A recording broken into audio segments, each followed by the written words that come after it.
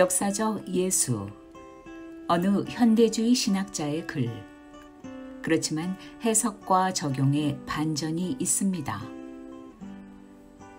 우리가 아구스도 황제, 빌라도 총독, 헤롯 왕이 실제 했었다는 사실을 믿는 것은 역사책이나 고고학적인 자료가 있기 때문이다.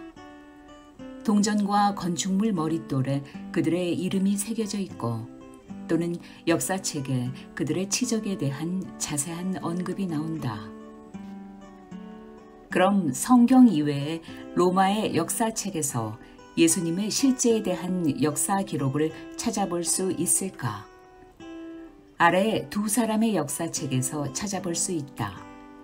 이것은 예수가 역사 속에 진짜 실제 했던 인물, 역사적 예수라는 점에서 매우 중요하다. 첫째, 역사가 요세푸스의 기록. 신약 성서에 나오는 인물들 중에서 당시 로마 역사에 직접 간접적으로 기록되었다고 할 수 있는 사람들은 세 사람뿐이다. 세례 요한과 예수, 그리고 예수의 동생 야고보. 세례 요한과 예수의 동생 야고보, 야고보서의 저자로 예루살렘 교회 지도자의 경우 그들의 죽음이 유대인 출신 로마 역사가 요세푸스에 의하여 상당히 중립적으로 기록되어 있기 때문에 이 두 사람 존재의 역사성은 의심의 여지가 없다. 문제는 예수다. 요세푸스는 야고보의 죽음을 기록하면서 그리스도라고 불렸던 예수의 동생이라고 말하고 있다.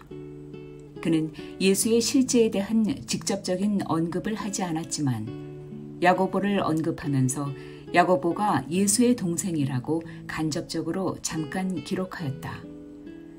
어쨌든 예수라는 이름이 역사책에 잠깐이나마 기록되었다는 사실이 중요하다.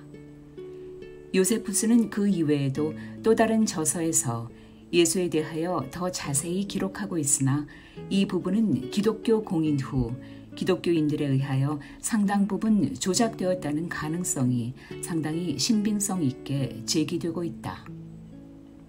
둘째, 역사가 타시투스의 기록. 또 다른 역사가로서 타시투스가 있다. 그는 기독교인에 대한 탄압, 그가 볼 때는 물론 탄압이 아니었다. 를 기록하면서 기독교의 창시자는 빌라도 총독에 의해 십자가에서 처형되었다고 조롱투의 이야기를 하고 있다. 여기에서 우리는 예수가 십자가에 못 박혀 죽었다는 것에 대한 복음서 이외에 로마인에 의한 증언을 처음으로 듣게 된다. 여기까지만 보더라도 예수가 살아생전에는 로마인의 입장에서 볼 때 아무런 주목의 대상이 아니었으며 죽어서 상당 기간 후 추종자들의 수가 많아진 후에도 십자가에 못 박혀 죽었다는 치욕적인 사실 정도만 언급할 정도의 무명의 유대인이었다는 것을 알 수 있다. 만약 유명했더라면 역사가들은 자세하고 길게 기록했을 것이다. 예수는 방대한 로마 역사책의 구석에서 그저 한두 단어 정도의 언급을 당하는 정도에 그쳤다. 교훈. 어느 자유주의자가 쓴 이 글은 매우 흥미롭다. 그의 주장은 한마디로 예수는 역사 속에 실제 했던 인물임은 부인할 수 없으나 역사 속에서 손톱알의 때만큼 미미하게 기록되었다는 이유로 그렇게 위대한 그리스도는 아니었다고 주장한다. 심지어 예수가 친동생 야고보보다도 더 못한 존재로 역사가들의 평가를 받았음을 볼 때 도무지 예수를 그리스도라고 볼 수 없고 단지 한 무명의 유대인이었다는 주장이다. 그러나 여기에 진리가 담겨 있다. 그렇다. 예수님은 정말 무명의 유대인으로 사셨다. 그분은 당대의 총독, 분봉왕, 로마 장군들보다도 훨씬 대접을 받지 못하셨다. 이것은 우리에게 시사하는 바가 크다. 예수님의 일생의 목표는 십자가였으며 유명인이 결코 아니었다. 오병이어의 기적 이후에 군중들은 예수님을 왕으로 추대하려고 했을 때에도 예수님은 피해서 홀로 산으로 가셨다. 물론 무명한 사람은 다 예수님을 본받은 것이다의 논리를 펴는 것은 아니다. 그러나 예수님은 철저히 자신을 유명세로부터 피하셨다는 논리는 성립된다.